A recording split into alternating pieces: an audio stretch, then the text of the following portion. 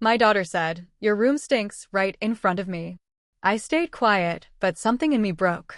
So I packed my things and sold the mansion while they were away. She screamed when she came back. The air in the dining room, thick with the aroma of roasted duck and the cloying sweetness of crème brûlée, felt heavy, almost suffocating. It was a typical Thursday evening at the Thorne Mansion, a sprawling monument to old money and quiet ostentation in the affluent Connecticut suburbs. 7 decades had etched lines on my face, but my hands, still capable, deftly navigated the heirloom silver, arranging a perfect slice of pecan pie onto a porcelain plate. I was Evelyn Thorne, 72 years old, and for all intents and purposes, the perfect hostess, a role I'd perfected over 50 years of marriage and motherhood. Across the polished mahogany table, my daughter, Penelope, gestured expansively with a perfectly manicured hand, her laughter echoing a little too loudly. She was 40, a vibrant, polished woman whose life had been curated for comfort and acclaim, much like this very dinner party. Her husband, David, a man whose primary function seemed to be nodding agreeably, chuckled on cue. My son, Arthur, 38, sat to my left, his attention divided between his smartphone and his untouched dessert. His wife, Sarah, looked politely bored. The conversation, if one could call it that, drifted aimlessly, a collection of shallow anecdotes about country club woes and upcoming charity galas. I served Penelope her pie, a silent offering of my continued devotion. She took a dainty bite, then, as if an unpleasant thought had just occurred to her, paused. Her eyes, usually sparkling with self-satisfaction, narrowed slightly as they flickered towards me. "Mother," she began, her voice carrying an edge that instantly cut through the superficial chatter.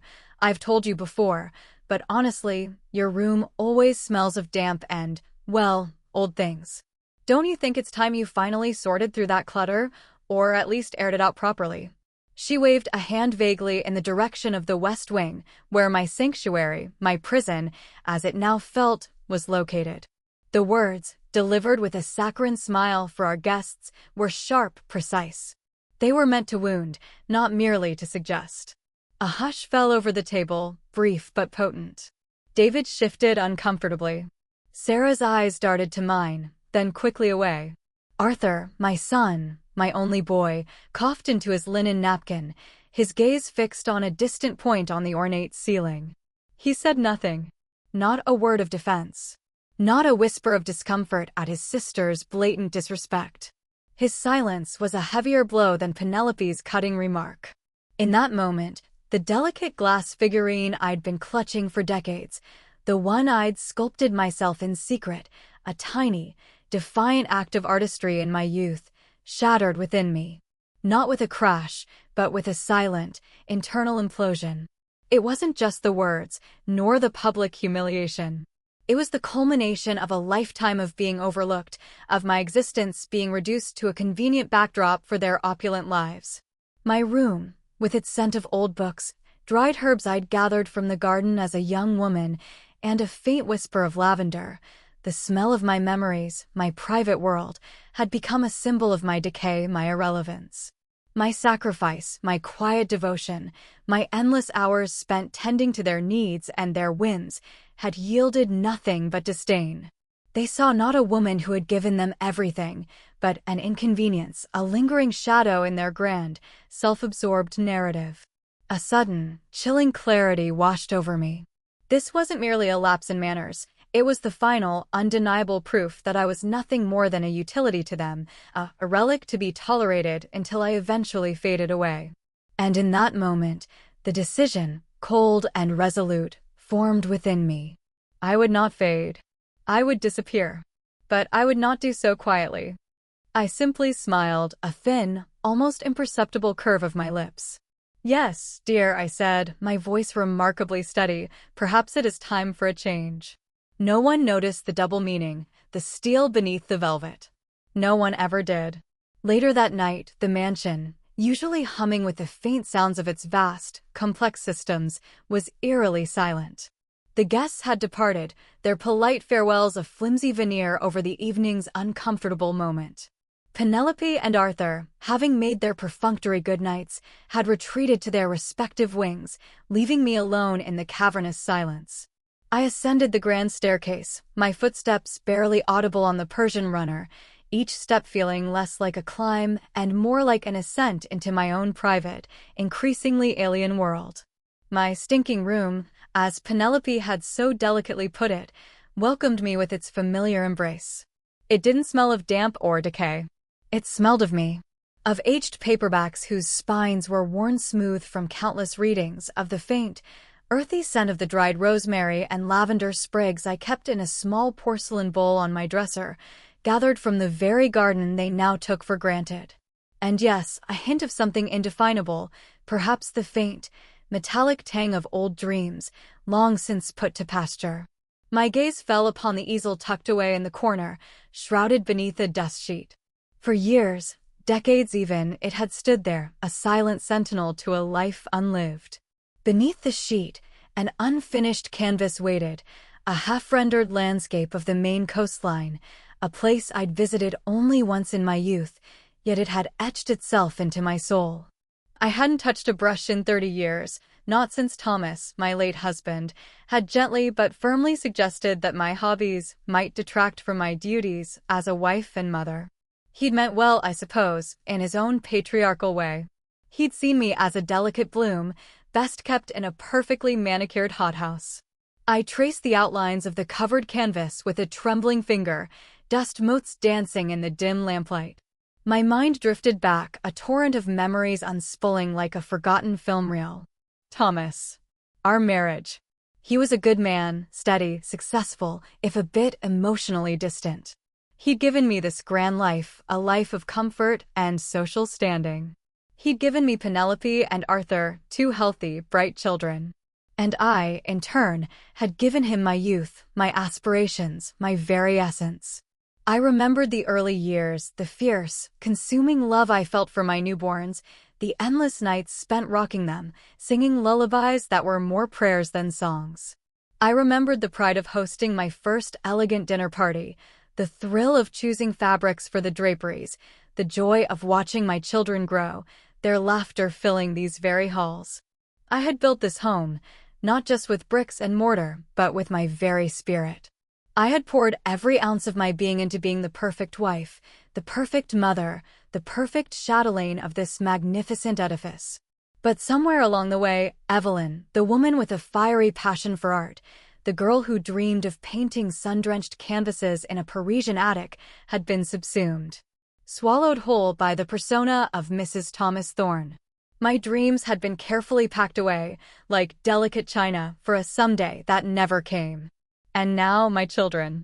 They moved through these rooms like entitled spirits, taking, demanding, rarely giving. Their lives revolved around their own orbits, their own desires, their own carefully constructed facades of success. I was part of the furniture, an antique fixture whose presence was assumed, whose upkeep was minimal, and whose opinions were irrelevant. As I stood there, the weight of their expectations, their casual cruelty, pressed down on me. This house, this gilded cage, wasn't a testament to my life anymore. It was a mausoleum for my former self. And they, my beautiful, successful children, were its unwitting, or perhaps entirely willful, jailers. A sudden, cold resolve settled in my chest. It wasn't anger, not precisely. It was something far deeper, far more dangerous. It was the quiet, steely determination of a woman who had finally reached her breaking point, not with a dramatic collapse, but with a clear, unblinking understanding. My life, my true self, had been held hostage in these walls for too long. This grand mansion, this symbol of my sacrifice, had become a monument to my erasure. No, I would not simply air out the room. I would burn it down, metaphorically speaking. I would dismantle this life they had so comfortably inhabited, the life I had so painstakingly created for them, brick by painstaking brick. Not as an act of vengeance, but as an act of profound, desperate self-preservation. I would leave this world, their world, and reclaim the pieces of Evelyn that had been buried alive. I would take back what truly mattered, my own forgotten soul. And they would be left with the hollow echo of their own indifference. The decision was made. Silent. irrevocable. The morning light, usually a gentle caress through the antique lace curtains, now felt like a spotlight on my new resolve. I woke with a clarity I hadn't felt in decades, a quiet hum of purpose replacing the familiar thrum of anxiety. There was no hesitation, no second guessing. The decision, forged in the crucible of my daughter's casual cruelty and my son's indifferent silence, felt not like a radical departure, but a return to an essential truth. I prepared myself with a methodical precision usually reserved for hostessing major events. A simple, well-tailored navy suit, pearls that had once belonged to my own mother, a touch of lipstick. I looked, to all outward appearances, like the Evelyn Thorne everyone knew, composed, elegant, utterly unruffled. No one would ever suspect the revolution brewing beneath the surface. With a steady hand, I reached for the telephone, the old rotary dial still gracing my nightstand despite Penelope's repeated pleas for a modern upgrade. I dialed a number I hadn't used in years, a number that connected me to a world of discreet transactions and well-heeled secrets. James McGregor. He was an institution in the Connecticut real estate scene, a man whose reputation for integrity was only surpassed by his discretion. More importantly, he had been a contemporary of Thomas, a fellow member of the exclusive country club, and a man who understood the unspoken rules of our insular society. His voice, when he answered, was smooth and familiar, tinged with a slight surprise. "Evelyn, my dear. To what do I owe the pleasure? It's been far too long." "James," I replied, my voice calm, almost serene. "Indeed, it has. I have a rather unusual request. I'd like to sell the house." A beat of silence. "The house," he repeated, a subtle shift in his tone. Not surprise, exactly, but a professional curiosity. "The Thorne estate?" "The very same," I confirmed. "And I'd like to do so, expeditiously. And quietly." "Quietly, you say," he mused, a dry chuckle in his throat. "With Penelope and Arthur enjoying their annual Caribbean cruise, I presume?" He knew. Of course, he knew. In our circles, everyone knew everything, or at least, they pretended to. "Precisely, James. I'd prefer for the transaction to be complete, or at least well underway, by the time they return." "An intriguing proposition," he said, a hint of something unreadable in his voice. "I believe I can accommodate you. When might you be free to discuss the details?" "My office, perhaps." "Tomorrow morning, 10 o'clock, I stated, the assertiveness surprising even myself. "I'll be there." The next morning, the air outside James McGregor's tasteful office was crisp and clear, a stark contrast to the stifling atmosphere of the previous night. His office, filled with antique maps and framed historical deeds, smelled of old leather and polished wood, a scent of quiet authority. James himself, silver-haired and impeccably dressed, rose to greet me, his eyes, sharp and knowing, assessing me with a keenness that few others possessed. "Evelyn," he began, settling back into his plush leather chair, "you look invigorated. Not that you ever looked anything less, of course." I met his gaze, a slight smile playing on my lips. Old-age James has a curious way of invigorating certain perspectives. He leaned forward, his elbows on his desk. "So, the mansion. A significant property. And a quick sale, without the input of your children. Are we to understand this as a matter of personal preference, or is there a more compelling narrative unfolding?" He wasn't prying out of malice, but out of a deep understanding of human nature and the intricacies of high-stakes transactions. He was a master of his craft, and my sudden request was a fascinating puzzle. "Let's simply say, James, that I've reached a point where a large house feels less like a home and more like a burden," I explained, choosing my words carefully. "I crave simplicity and a change of scenery. My children, I'm sure, will understand in time." The last sentence was a lie, and we both knew it, but it served its purpose. He studied me for a long moment, his expression unreadable. I could see the gears turning in his mind, connecting dots, drawing conclusions. But he was a man of the old guard, loyal to the unspoken code of client confidentiality. He sensed the unspoken undercurrents, the quiet rebellion, but he would not exploit them. Instead, a genuine, almost respectful look entered his eyes. "Very well, Evelyn," he said, a faint smile touching his lips. "Consider it done.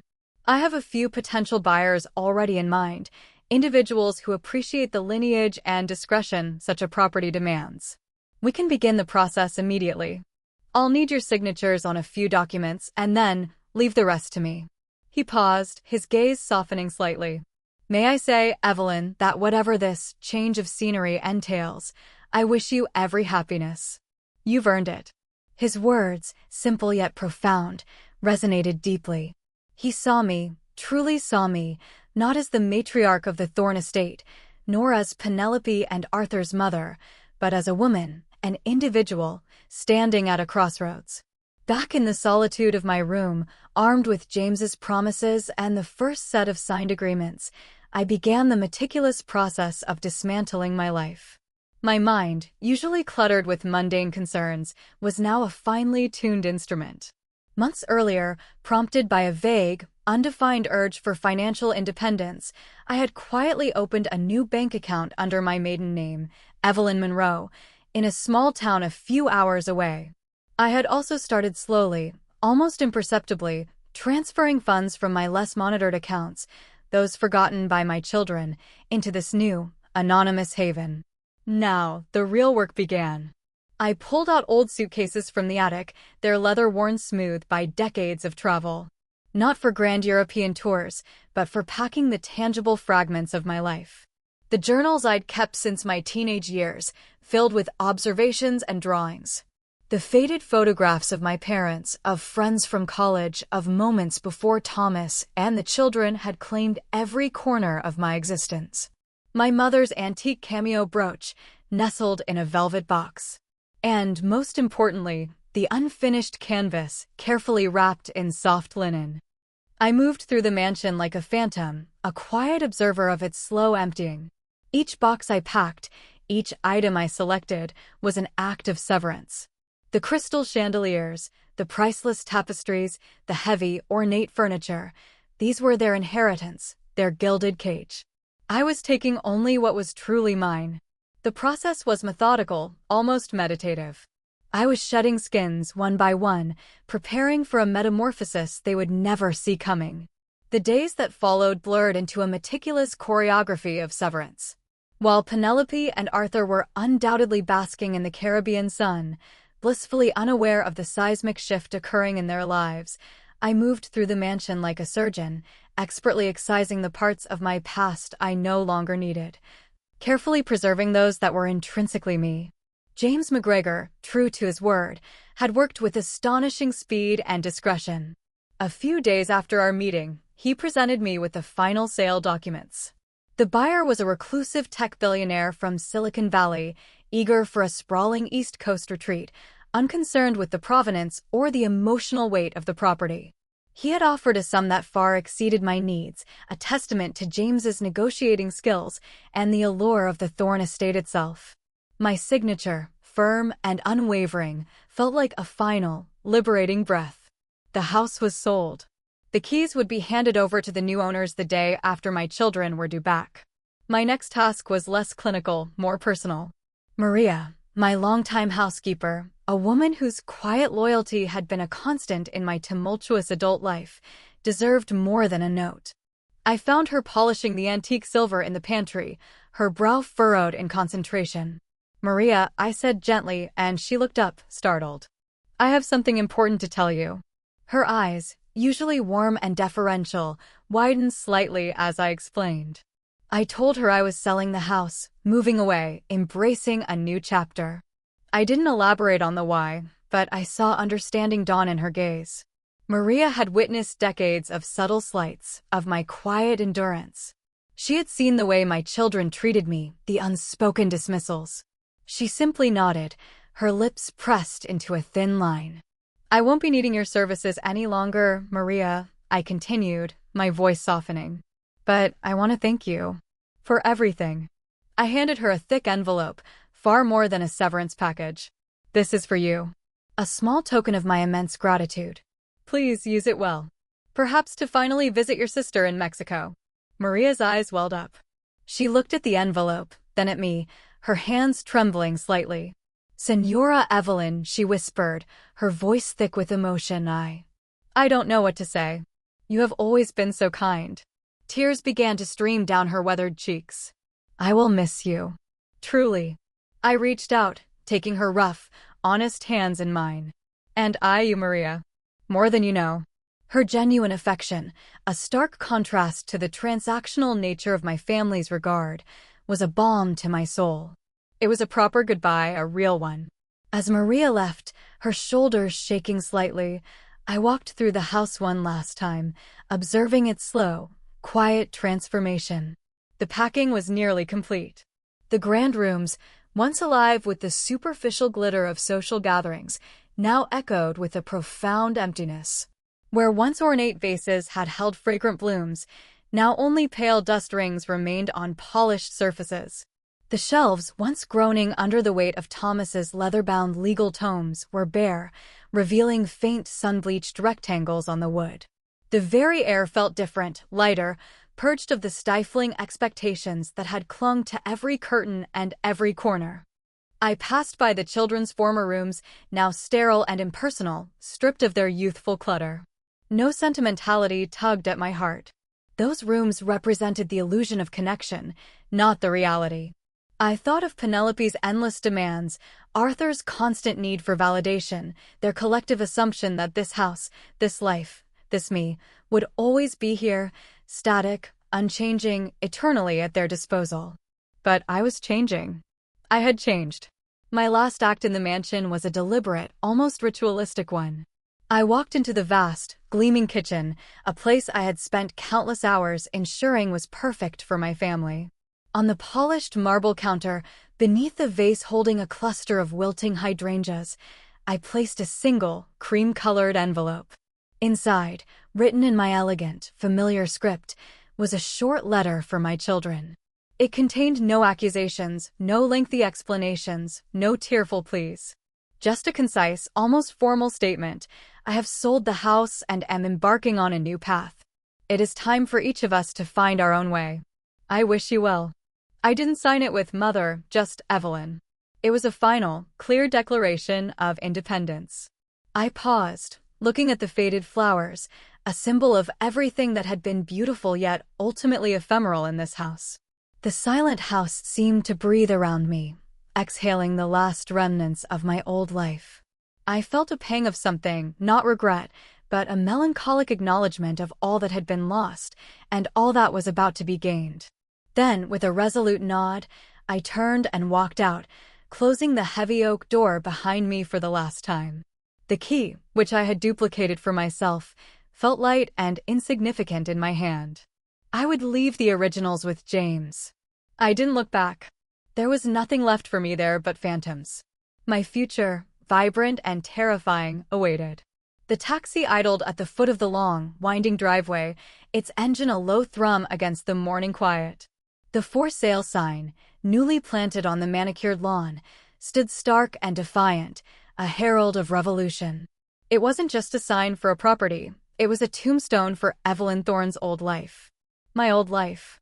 I slipped into the back seat, a single modest suitcase beside me, a small carry-on bag cradling my most precious possessions, the journals, my mother's brooch, and the carefully wrapped, unfinished canvas.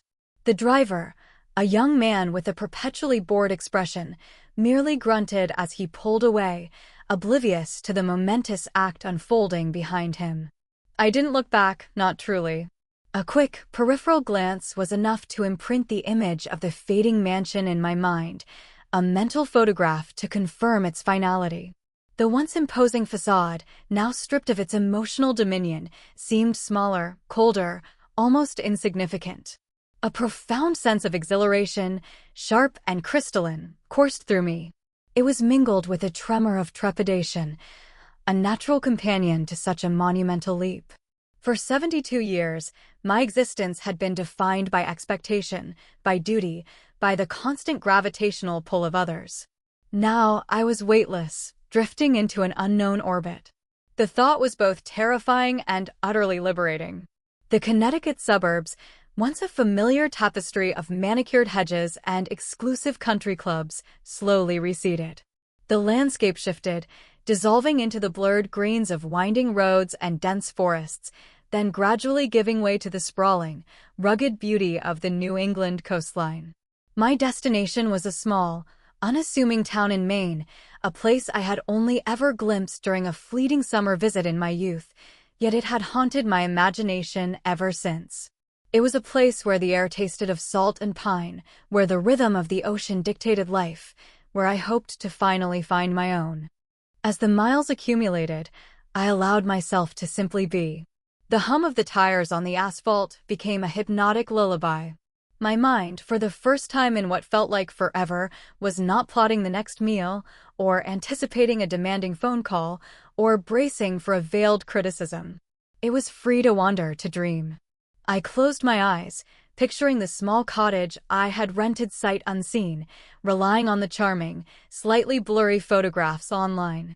A clapboard house, painted a cheerful blue, nestled among wildflowers, with a porch that overlooked the vast, restless Atlantic. It was a stark contrast to the grandeur of the mansion, and that was precisely its appeal. No marble floors to echo with emptiness, no cavernous rooms to swallow my voice. Just a small, intimate space where the only echo would be my own thoughts. A flicker of doubt, brief as a lightning strike, pierced the tranquility. Had I been too rash? Too extreme? What if I failed? What if loneliness became my only companion? I pushed the thought away firmly. Loneliness in a mansion full of people who saw through you was a far more insidious poison than the quiet solitude of a small coastal home. This was not an act of desperation, but an act of assertion. A defiant declaration of self. Hours later, as the setting sun painted the sky in hues of fiery orange and deep violet, the taxi finally turned off the main highway onto a narrower, winding road. The air grew cooler, sharper, carrying the unmistakable tang of the sea. Through the window, I caught my first glimpse of the ocean, a vast expanse of shimmering silver under the fading light. It stretched out to the horizon, boundless, untamed, promising endless possibilities. The taxi slowed, turning down a gravel path. Ahead, nestled amidst a cluster of windswept pines and wild roses, was the little blue cottage.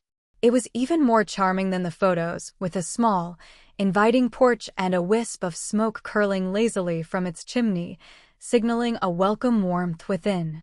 The driver pulled up to the gate, the crunch of tires on gravel breaking the evening stillness. He helped me with my luggage, his indifference replaced by a flicker of genuine surprise as he took in the modest dwelling. "Well, ma'am," he said, handing me my bags, quite the change from where we started. I looked at the cottage, then out at the endless expanse of the ocean. A smile, slow and genuine, spread across my face. "Indeed it is," I replied, feeling the salt spray on my cheeks, the cool breeze ruffling my hair. "Indeed it is." With a deep breath, I stepped onto the small porch, the key to my new life feeling heavy and wonderfully real in my hand.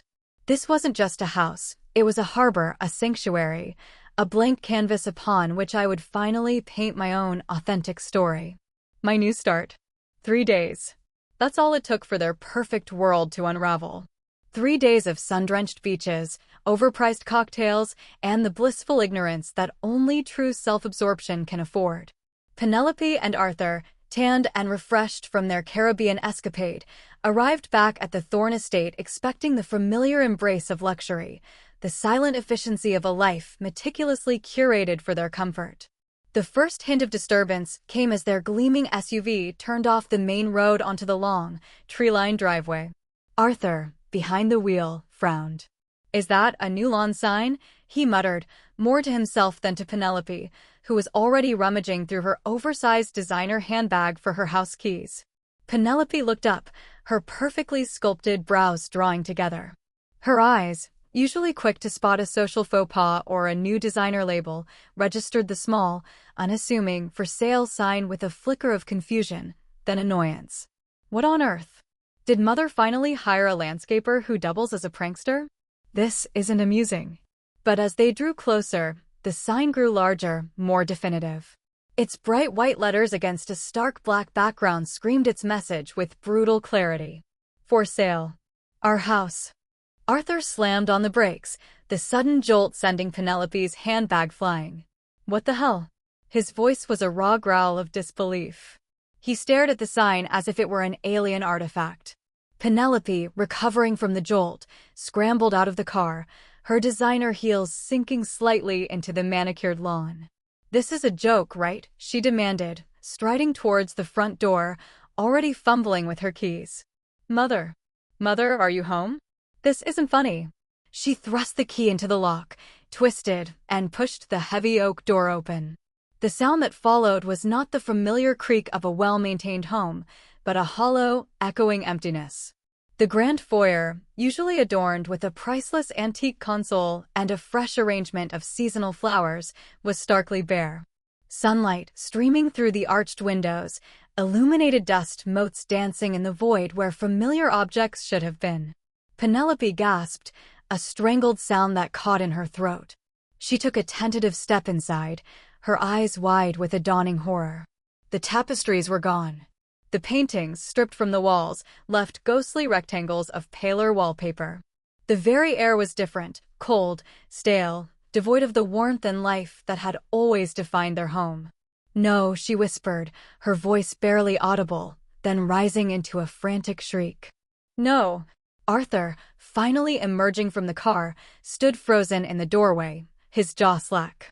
He surveyed the skeletal remains of their opulent entrance hall, his eyes tracing the outlines of missing furniture, the bare floorboards where Persian rugs had once lain. What happened?" His voice was a faint echo of its usual confident tone. Penelope didn't answer. She was already rushing through the house, her frantic calls of "Mother, where are you? What have you done?" bouncing off the barren walls. Her screams grew louder, more hysterical, as she plunged into the dining room, then the living room, each space a shocking testament to absence. Her world, built on the solid foundation of generational wealth and maternal indulgence, was collapsing around her. I imagined her then, finding the kitchen, finding the wilting hydrangeas, and then, her fingers trembling, finding the cream-colored envelope. I imagined her reading my concise, almost surgical note. And I imagined the silence that would follow, the brief, stunned pause before the true scale of my action, of my freedom, fully registered. For Penelope, it would be outrage. Not grief, not concern, but a searing, entitled fury at the perceived betrayal. Her mother, her asset, her silent maid, her perpetual comfort blanket, had vanished, and taken everything with her. Or at least, everything that truly mattered. For Arthur, perhaps a deeper, more unsettling realization. He would feel the loss of convenience, certainly, but perhaps also a flicker of the shame that had been absent when his sister had humiliated me. The quiet shame of his own complicity, his own inaction, his own profound indifference. But those were just guesses. My internal monologue. For them, there was only the raw, undeniable reality. The house was gone. Their mother was gone.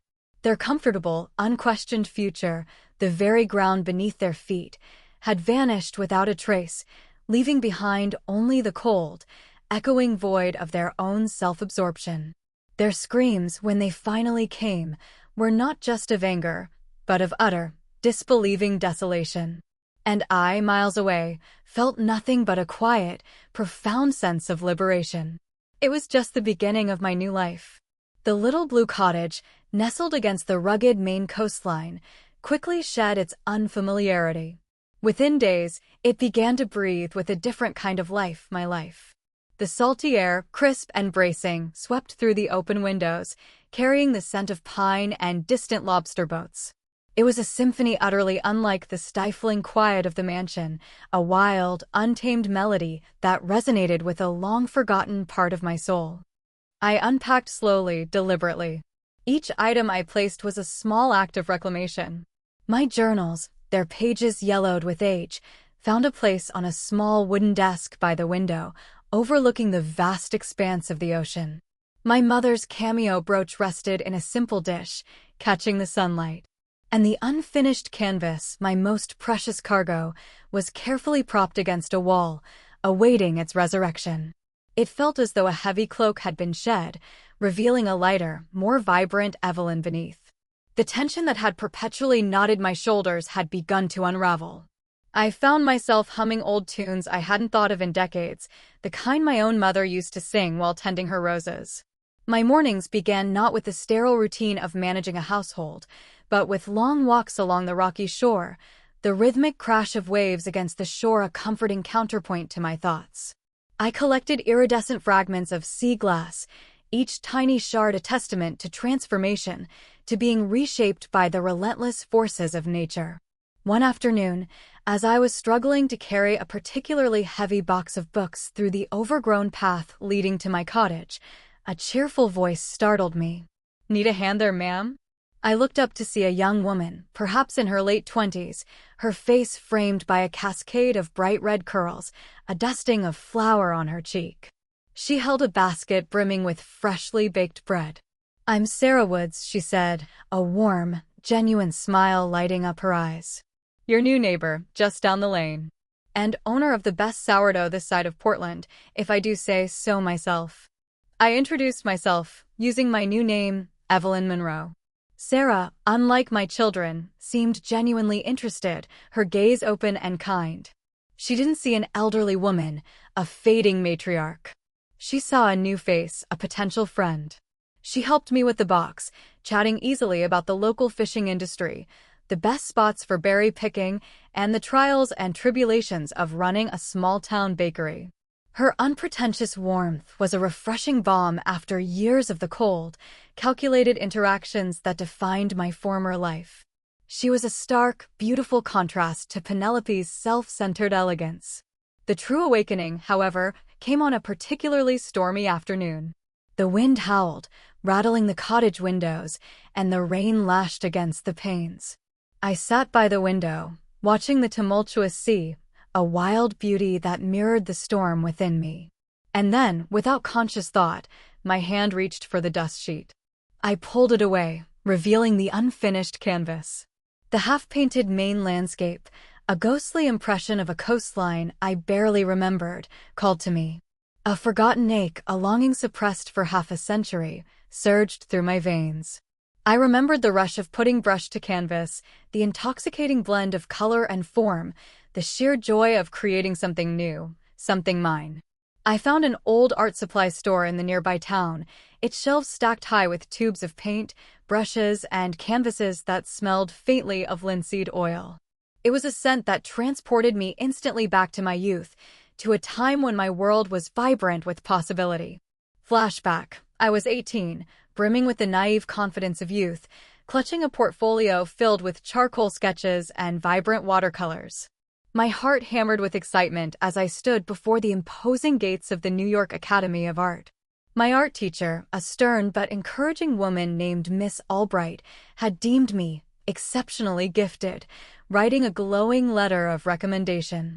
My dream was clear, vivid, to study, to create, to live a life steeped in art. But that dream, so bright and insistent, had been swiftly, gently, but firmly extinguished. "Art is a lovely hobby, Evelyn," my father had said, patting my hand with the air of a benevolent dictator. "But a woman of your station needs stability. A good marriage. A family." Thomas, my dashing suitor, had echoed the sentiment, his voice laced with the persuasive charm of a man accustomed to getting his way. "We'll build a beautiful life, my darling. With children. Think of the legacy." And I, young and yearning for love and acceptance, had believed them. I had dutifully packed away my dreams, replacing my paintbrushes with wedding plans, my canvases with cribs. The artist, Evelyn Monroe, had been buried under the weight of Mrs. Thomas Thorne. Now, sitting in my new cottage, the storm raging outside, I picked up a paintbrush. My hands, though older, still remembered the rhythm, the delicate dance of pigment and water. I began to paint, not the distant, idealized Maine, but the view from my window, the turbulent sea, the windswept pines, the raw, unvarnished beauty of my new reality. Each stroke was a liberation, a whisper of a forgotten self returning to life. As I painted, My thoughts drifted not only to my suppressed artistic aspirations, but to my mother, Elizabeth. She, too, had been a woman of her time, seemingly content within the confines of her societal role. Yet, there had always been a subtle undercurrent to her. A certain sparkle in her eye when she spoke of old books, a quiet intensity when she browsed antique shops. I remembered her hushed conversations with a particular dealer, her secretive smiles. I had dismissed it then, focused on my own burgeoning life. But now, a new question surfaced, a faint echo from the past. What if my mother, too, had hidden a secret life, a hidden passion, behind the polite facade of her era? What if the mansion had held more than just my buried dreams? What if it held hers too? The serenity of my new life in Maine, however, was not absolute. Just as the ocean held hidden currents beneath its tranquil surface, so too did my newfound freedom carry the undercurrent of the past. The illusion of my complete disappearance, carefully crafted, began to fray at the edges. The first indication was subtle.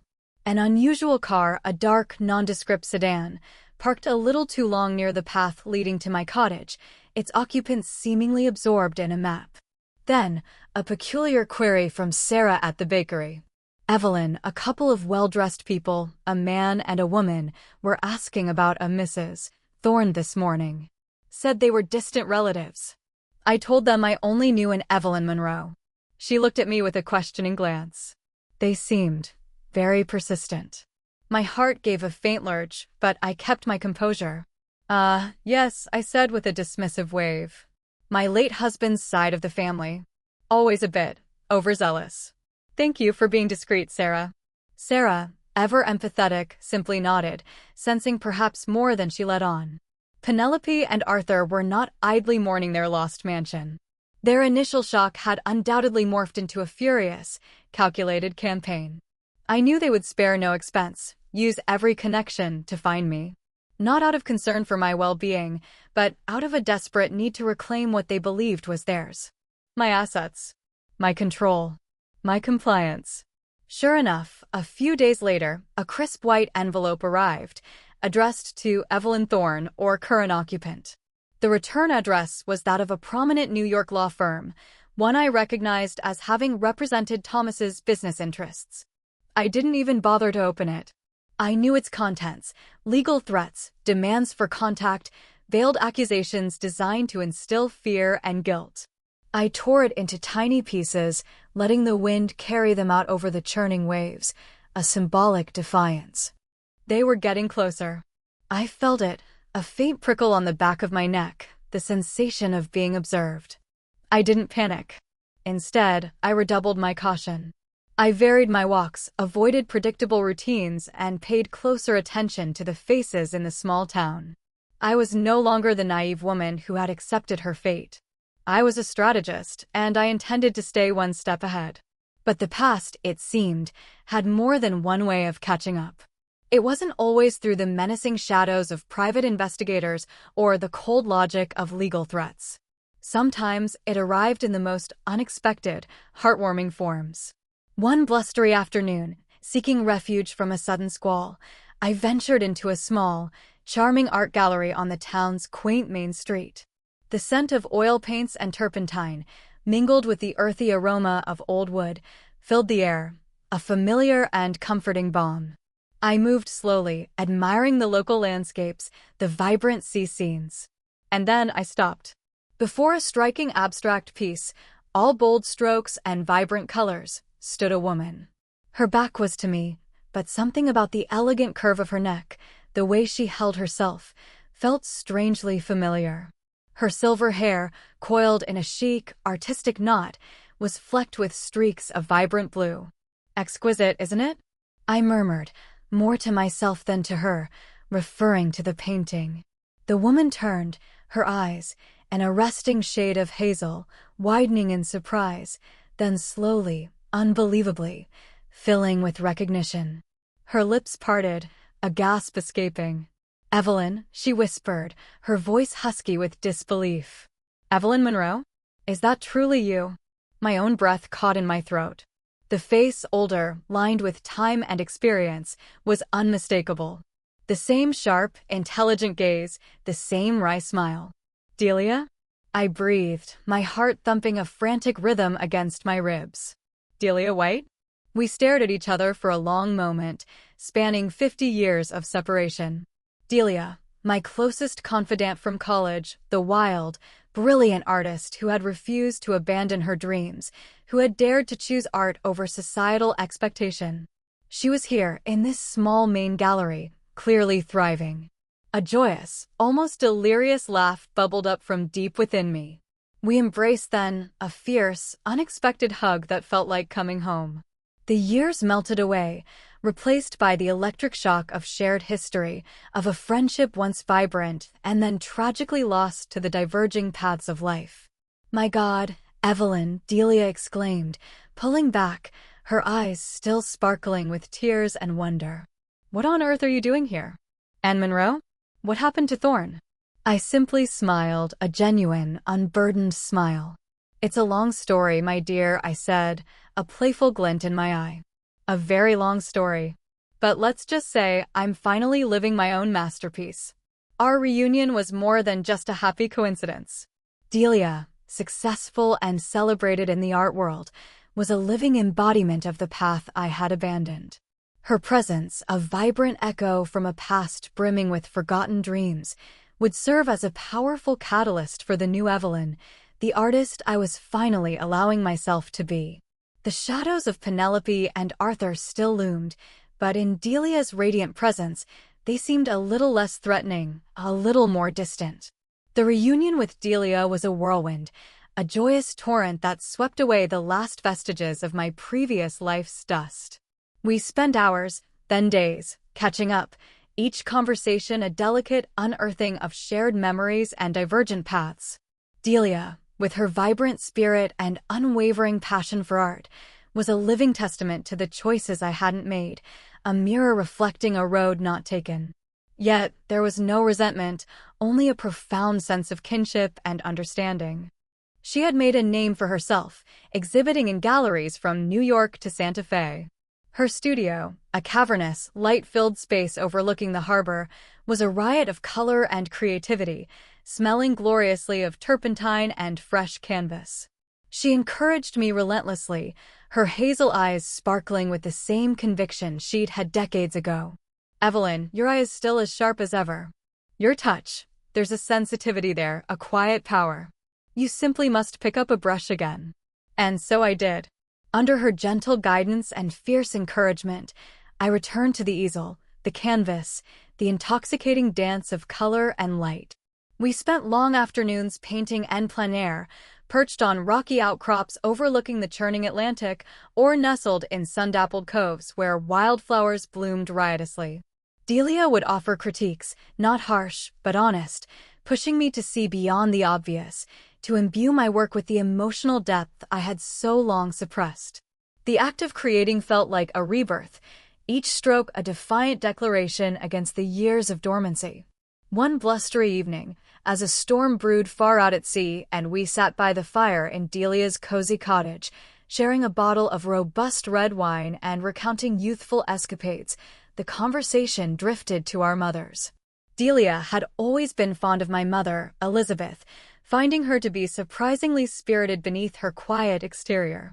You know, Delia mused, swirling the wine in her glass, your mother was a remarkable woman. Far more so than people gave her credit for.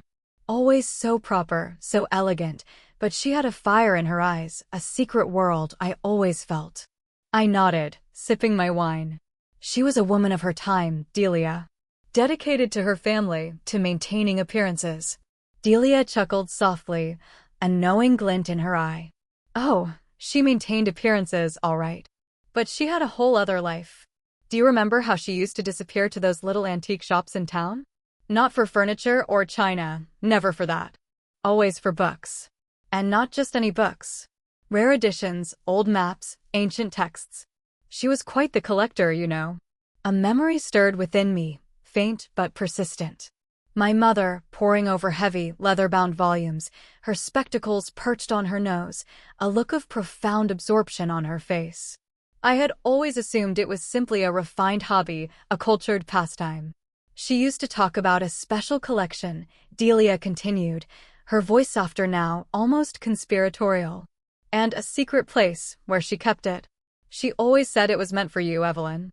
She wanted you to have it, to truly see it. But then you got engaged to Thomas, and everything moved so fast, and she just never quite found the right moment, I suppose. And then she passed too soon. My wine glass clinked against the stone hearth as I placed it down, my hand suddenly unsteady. A secret place? A collection. The words echoed in my mind, resonating with a strange, unsettling familiarity. The faint memory of my mother's hushed conversations, her sudden, secretive smiles, took on a new, urgent meaning.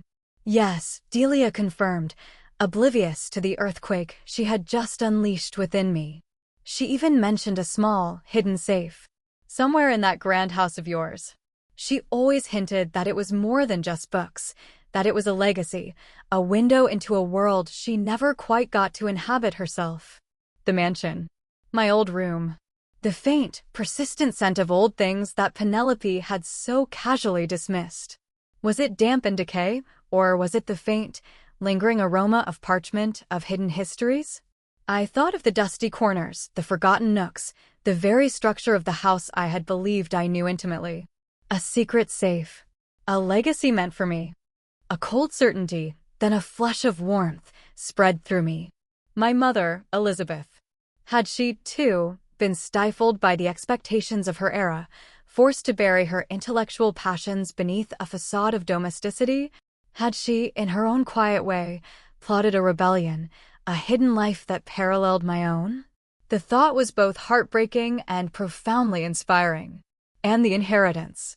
Not just money, not just material wealth, but something far more profound, a connection to a hidden past, a testament to a spirit that refused to be entirely constrained. The mansion, which I had just so decisively shed, suddenly took on a new, almost magnetic pull. It was no longer just a gilded cage, it was a repository of forgotten truths, a place where the echoes of my mother's hidden life might finally speak to me. My children were searching for me, desperate to reclaim their perceived property. But now my own quest had taken an entirely new, unforeseen turn. I had sold the mansion to escape my past, but now, it seemed, a crucial part of my past, a legacy from my own mother, was calling me back. What if, in that stinking room, among the clutter and old things, lay not just my mother's secrets, but the very key to understanding my own choices, my own path? And what if, just what if, that secret inheritance could be used to confront the shadows from my past, the ones still relentlessly pursuing me? The revelation about my mother's secret collection, whispered by Delia under the glow of a crackling fire, reverberated through me, settling deep in my bones. It was more than just the tantalizing prospect of forgotten treasures. It was the echo of a kindred spirit, a quiet defiance that resonated with my own newfound resolve. Elizabeth, my elegant, reserved mother, had held a secret world within the very walls that had once imprisoned me. I had dismissed the mansion as a symbol of my past, a burden I had joyfully cast off. Now it beckoned as a vault of untold stories, a final, essential piece of my own unraveling narrative. My initial thought was a frantic urgency to reclaim it, to somehow access the house. But the cold logic of my current situation quickly asserted itself. Penelope and Arthur were closing in. Risking exposure for a hidden legacy, no matter how profound, felt like a fool's errand, a return to the very cage I had so painstakingly escaped. "It's too dangerous, Evelyn," Delia said, her voice laced with concern as I shared my dilemma. We sat on my small porch, the rhythmic crash of the waves a constant backdrop. "They're probably watching every move, every lead. You've found your piece here. Don't throw it away for something that might not even exist anymore." But the idea gnawed at me. It wasn't about monetary value, though Delia suspected the rare editions could be priceless. It was about connection, about understanding my mother, and perhaps understanding myself better. It was about closing a circle that had been left open for decades.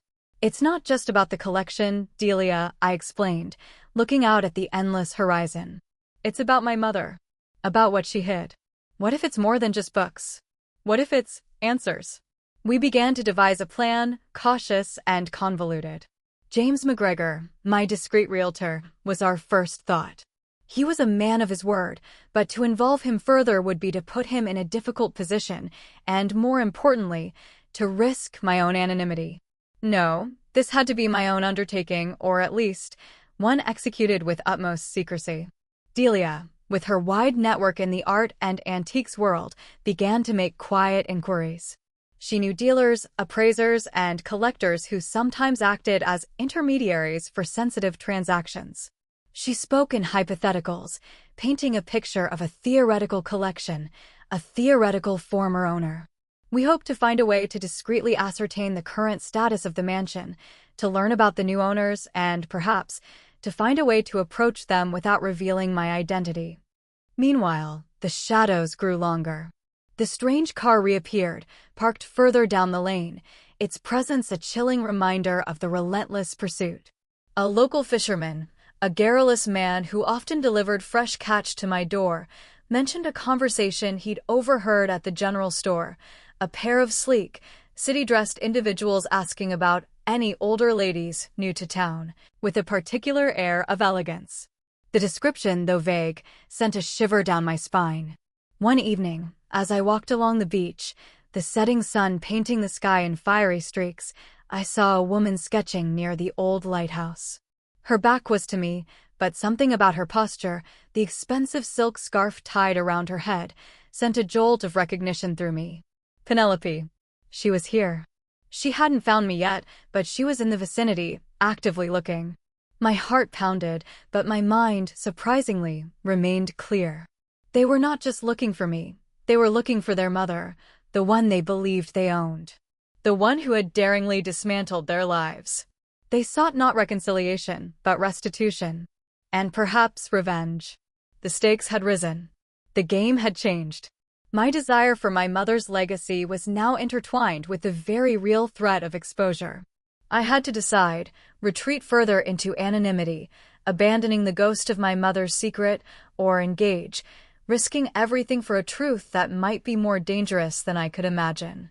As I watched the distant figure of Penelope, silhouetted against the fading light, a quiet defiance hardened in my chest.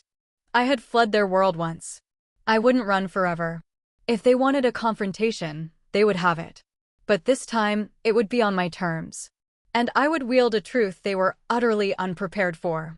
The trap was set, perhaps not by me, but I would be ready when it snapped shut. The old rotary phone on my nightstand, a deliberate anachronism in a world of smartphones, rarely rang. Sarah used her cell. Delia often preferred to visit, and any other calls were usually telemarketers quickly dismissed. So, when its shrill, insistent ring shattered the afternoon quiet, a jolt of recognition, cold and precise, went through me. This wasn't Sarah. This wasn't Delia. This was the past, calling to collect. I picked it up on the second ring, my hand steady. Hello. A choked sob, manufactured and utterly familiar, greeted me. Mother? Oh, Mother, thank God. We've been so worried. You just disappeared, without a word. How could you do this to us? It was Penelope, her voice a carefully constructed blend of hysteria and accusation. The manipulative performance began immediately. I closed my eyes for a brief moment, picturing her, probably pacing her temporary, likely expensive, rental, clutching the phone like a weapon. The image, rather than softening me, only solidified my resolve. Penelope, I said, my voice calm and even, devoid of the tremor she undoubtedly expected. I left a note. It was quite clear. A momentary pause on her end, a beat of genuine surprise, perhaps, that I wasn't crumbling. Then, she launched into her prepared script. A note? Mother, we were frantic. Arthur has been beside himself. How could you just sell the house, our home, and vanish? Do you have any idea the position you've put us in? The scandal. Her voice escalated, a rising tide of self-pity and thinly veiled rage. Everyone is talking. They think you've lost your mind. You need to come back, Mother. We'll forgive you. We can make things right. You just need to come home. Her words painted a vivid picture of their self-serving concerns, scandal, reputation, the inconvenience of my disappearance. Not once, in her impassioned plea, was there a genuine query about my well-being, my happiness, or the underlying reasons for my departure. It was all about them. "Forgive me?" I repeated, a faint, almost imperceptible tremor of something akin to amusement touching my lips. "Penelope, there is nothing to forgive. I made a choice. My life, for the first time in a very long time, belongs to me. And this," I gestured vaguely around my cozy cottage, to the open window where the sea air rushed in, "this is my home now." Another stunned silence. Then a low, guttural growl from the background. "Arthur." He must have been listening on speakerphone. "Mother, this is insane. You can't just abandon everything. We've spent a fortune on lawyers, on investigators. We're coming to get you. You're not well. You need help." His voice, usually so smooth and placid, was sharp with frustration and a thinly veiled threat. "I am perfectly well, Arthur," I stated, my voice losing its calm veneer, replaced by an edge of steel. "In fact, I've never been clearer. And as for getting me, you're welcome to try. But I assure you, you won't like what you find." I took a deep breath, marshaling my thoughts, letting the accumulated bitterness of decades fuel my words. "You speak of my room smelling of old things, Penelope. You speak of me losing my mind, Arthur. But the truth is, the rot wasn't in my room. It was in your hearts. The stench of ingratitude, of neglect, of taking everything and giving nothing. That's what I finally smelled, and that's what I walked away from." The line was utterly silent now, except for the faint static. I imagined their stunned faces, the shock of hearing such unvarnished truth from the woman they had always considered a silent, compliant fixture. "The house," I continued, pressing my advantage, "the house no longer holds any meaning for me. I sold it because it represented a life I no longer wished to live. A life defined by your expectations, by your casual dismissals, by the constant feeling of being less than. And let me tell you, children," my voice dropped to a quiet, dangerous whisper, "there are far more valuable things in this world than a sprawling mansion and the social standing it confers. Things you are utterly incapable of comprehending. Things I chose to take with me, leaving you with only the hollow shell you so painstakingly created." Another silence, longer this time, fraught with the tension of their unspoken confusion. They couldn't understand. They couldn't fathom a value beyond the material. "I am not coming back," I stated, the words clear and final. "My life is here now. And if you choose to pursue me, to disrupt the peace I have finally found, you will face consequences far more significant than the loss of a house. You will lose any faint hope of ever understanding the mother you claim to miss. Now, if you'll excuse me, I have a painting to finish." And with that, before they could formulate a response, before Penelope could launch into another manipulative tirade, I gently, deliberately, placed the receiver back in its cradle. The silence that followed was profound, restorative. The storm, both outside and within, had finally found its release. I knew they would come. Their pride, their sense of entitlement, would demand it. But this time, I would be ready. And I would not be the same Evelyn they remembered.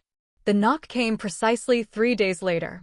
Not a tentative tap, but a firm, almost imperious rap that resonated through the small cottage, utterly out of place amidst the gentle sounds of the sea. I had been expecting it. My conversation with Penelope had been a declaration of war, a gauntlet thrown, and their pride would not allow them to ignore it. I smoothed down my simple linen dress, a garment more suited to painting than to confronting my past, and walked to the door. Taking a deep breath, I opened it.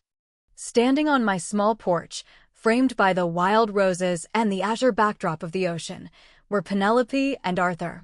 They looked out of place, like exotic birds dropped into a rustic nest. Penelope, in a perfectly tailored pantsuit and an expression of wounded indignation, clutched a designer handbag as if it were a shield. Arthur, equally impeccably dressed, stood a step behind her, his face a carefully constructed mask of concern and barely concealed anger. Their eyes swept over the modest cottage, the overflowing window boxes, the simple wooden swing on the porch, a clear disdain flickering in Penelope's gaze. This was not the opulent setting they expected for their mother. This was an affront. Mother, Penelope began, her voice strained, a tight smile on her lips that didn't reach her eyes. Are you quite all right? We've been so worried. This hardly seems suitable for you.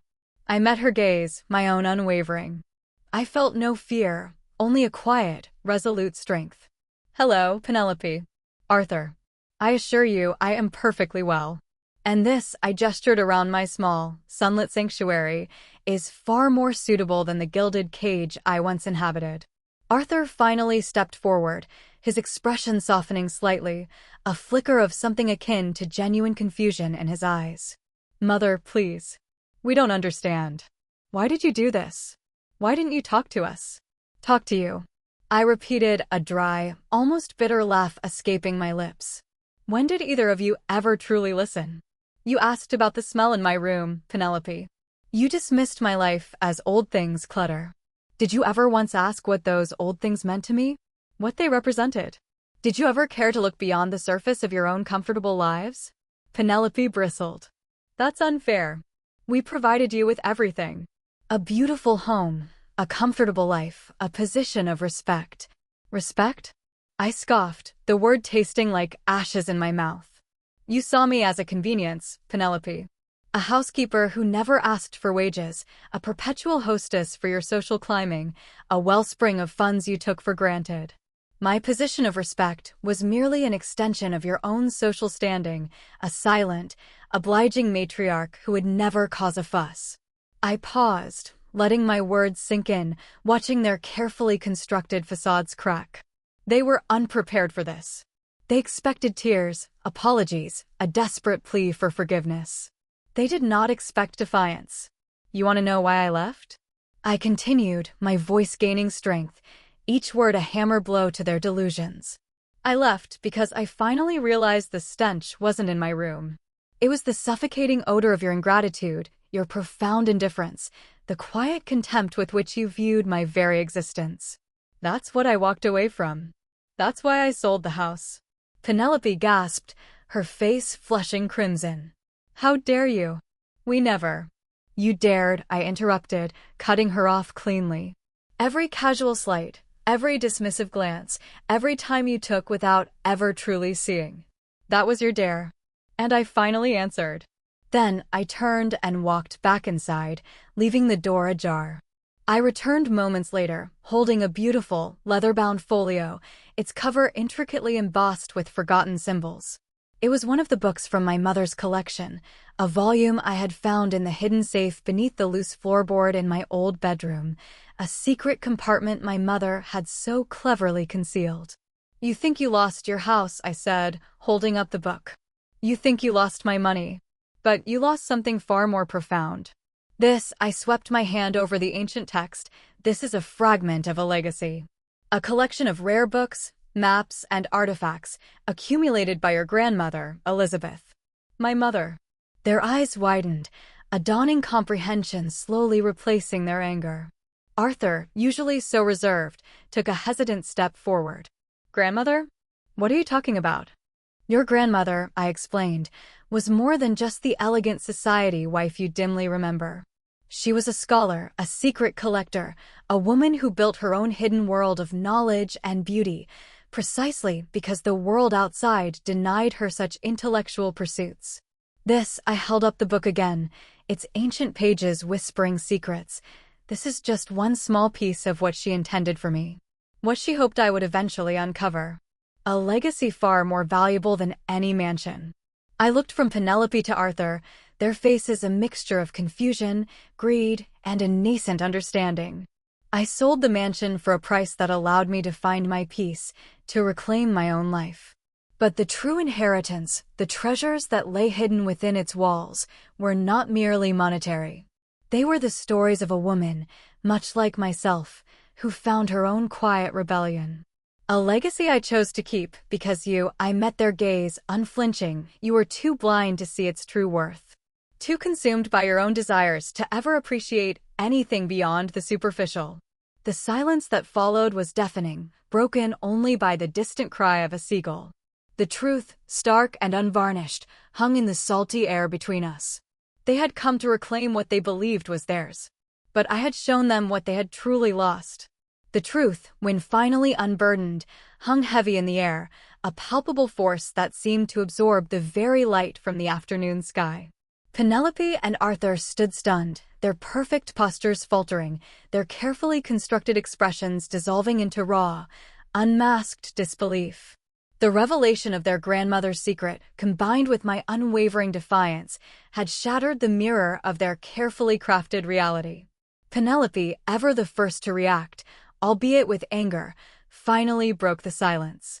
"This is preposterous," she spat, her voice tight with fury, but lacking its usual conviction. "Our grandmother? A secret collection? You're delusional, Mother. You're trying to manipulate us, to justify your insane behavior."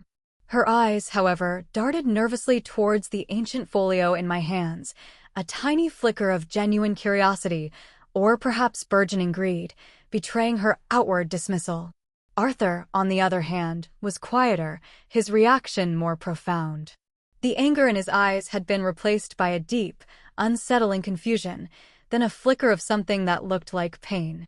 He took a hesitant step towards me, his gaze fixed on the book. "Mother, is this true? All of it?"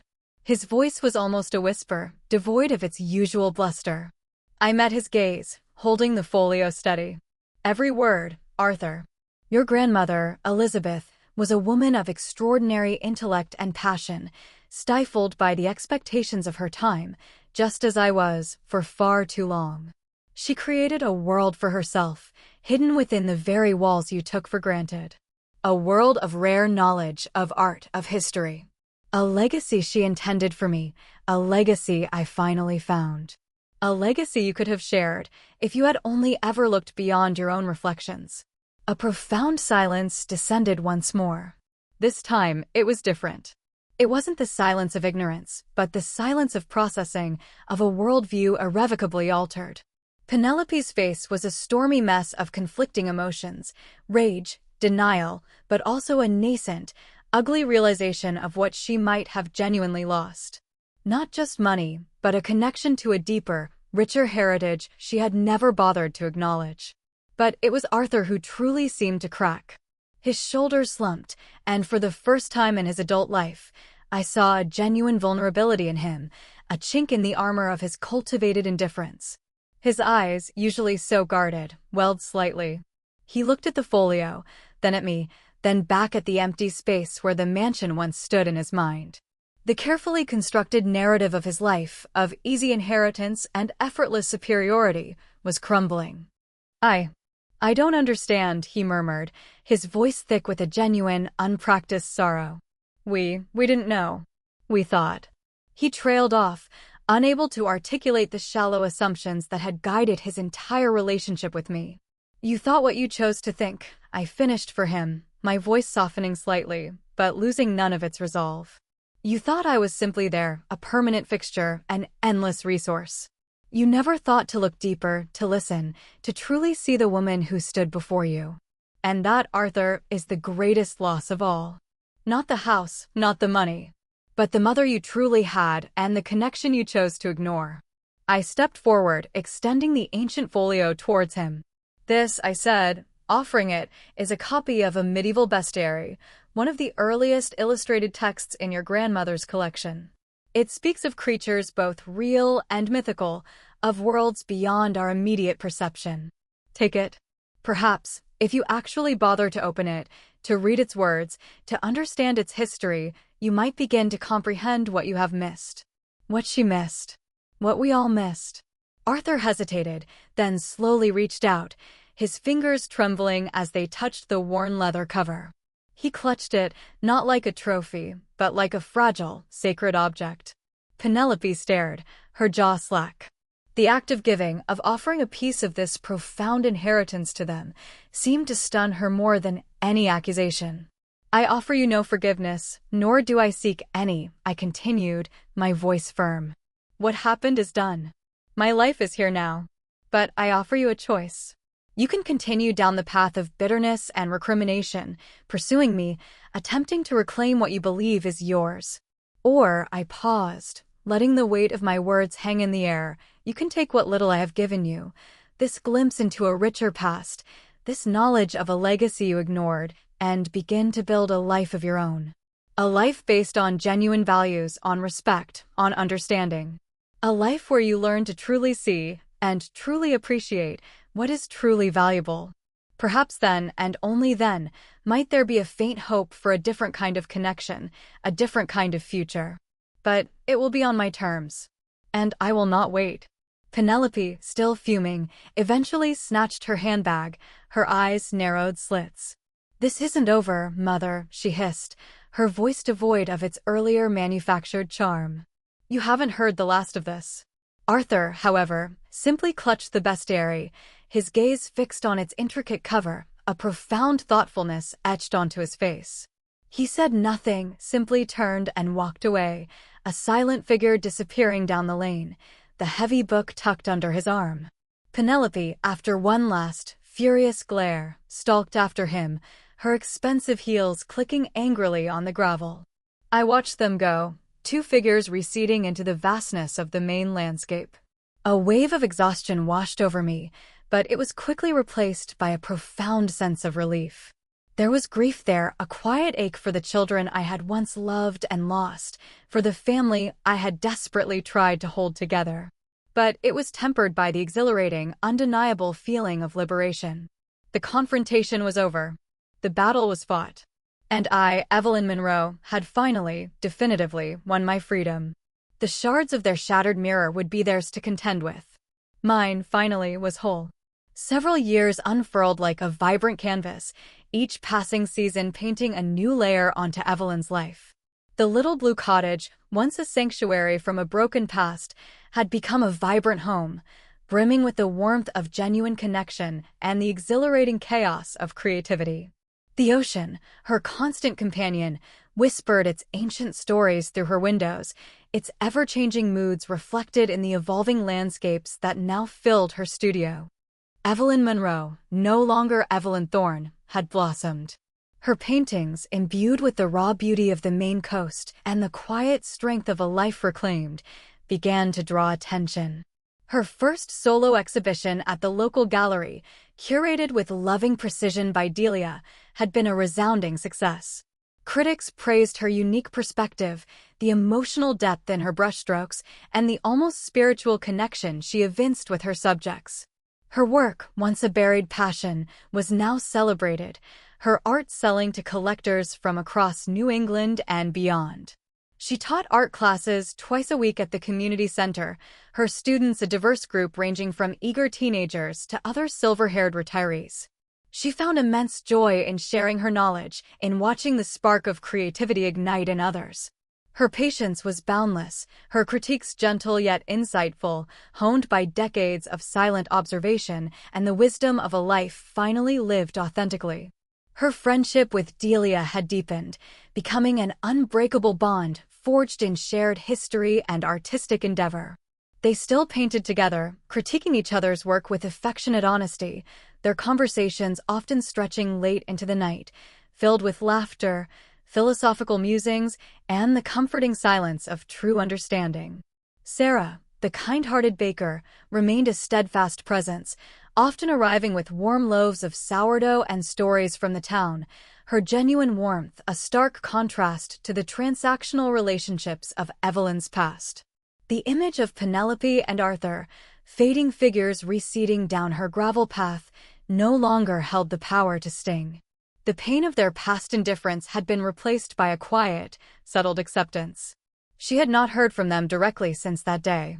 James McGregor, discreet as ever, occasionally sent an update through Delia, confirming that the legal wrangling over the Thorne estate had been protracted and messy, a fitting end to a life built on superficiality.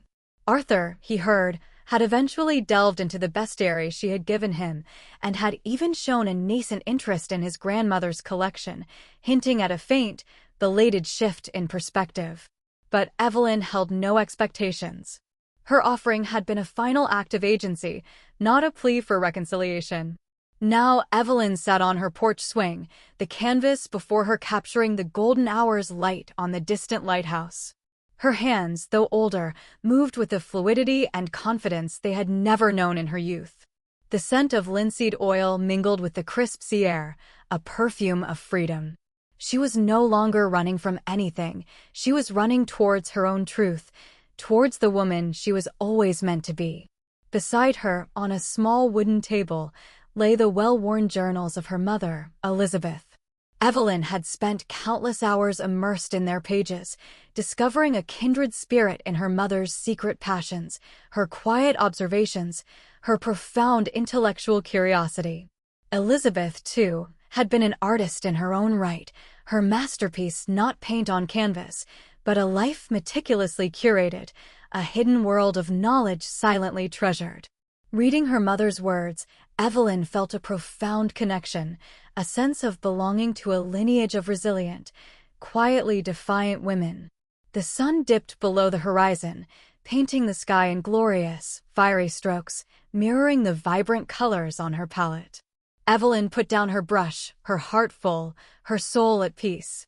She looked out at the boundless ocean, stretching endlessly before her, a symbol of the infinite possibilities that still lay ahead. She had traded a mansion for a cottage, expectations for freedom, a gilded cage for an open horizon. And in doing so, she had finally found her true home, not in a place, but within herself.